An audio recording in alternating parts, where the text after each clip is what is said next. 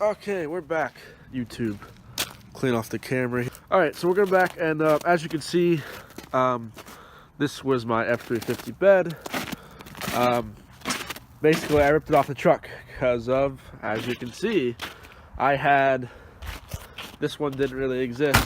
As you'll see here, I had like 2 bed rails left on the truck.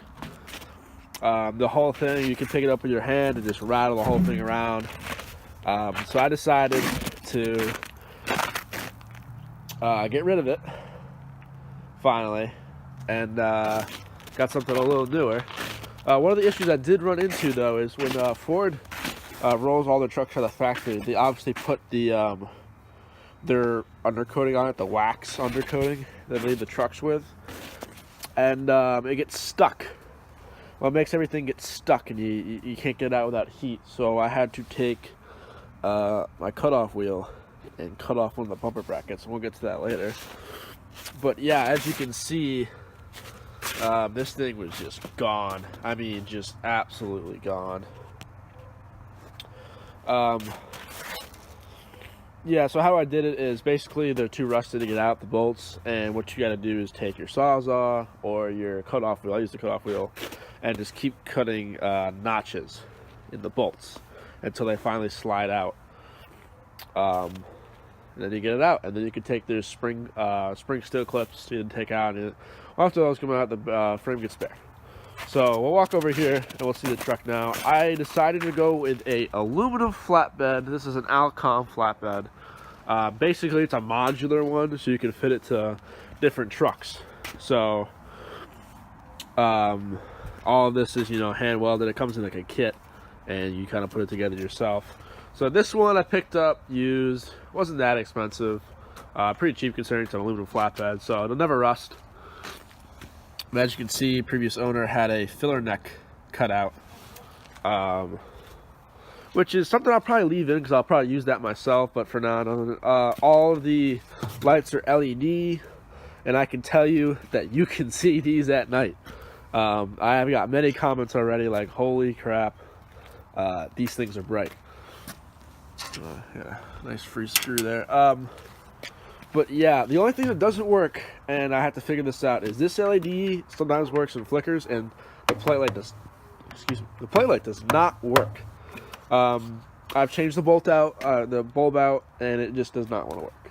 But I will say is that the reverse lights on this, as you guys may or may not know, on my old, when I had the 350 bumper on it, I had these pods, these little 7-inch single row pods on the back. So I'm a little sick. But what we're going to do for those is I'm actually going to put these right here on the flatbed. So there will be an install for that coming very shortly. So I can use them kind of as cargo lights, but also like extra reverse lights because I need to see anything back there. But yeah, no, these for looking at the back makes it very good.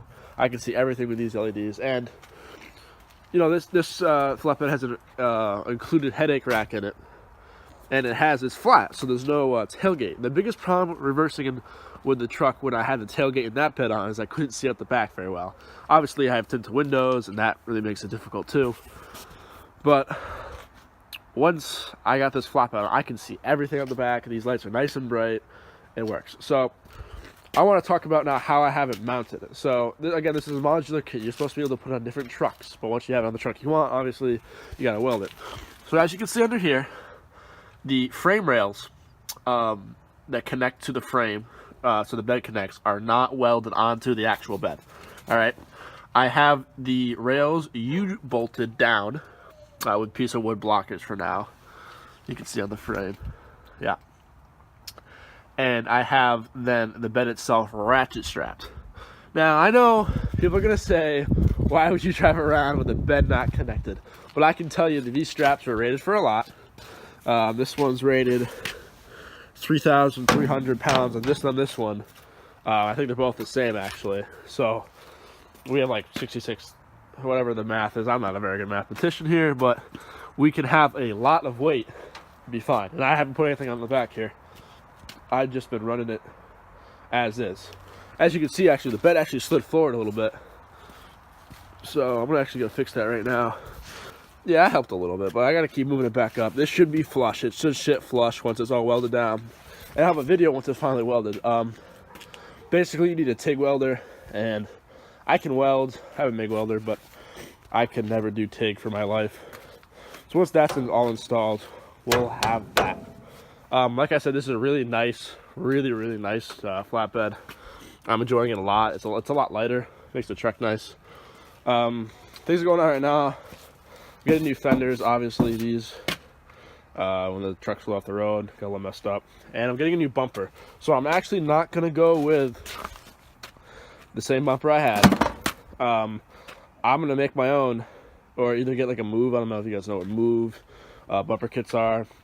And I'm gonna put like the pod lights here, double pods, so one here, one here. And yeah, so we're gonna have a little bit of a piece of metal on the front for stopping stuff. But overall, she's doing good. I love the new bed. I still gotta finish some things up, obviously get it welded, and takes out some of these pigtail lights that I don't need anymore.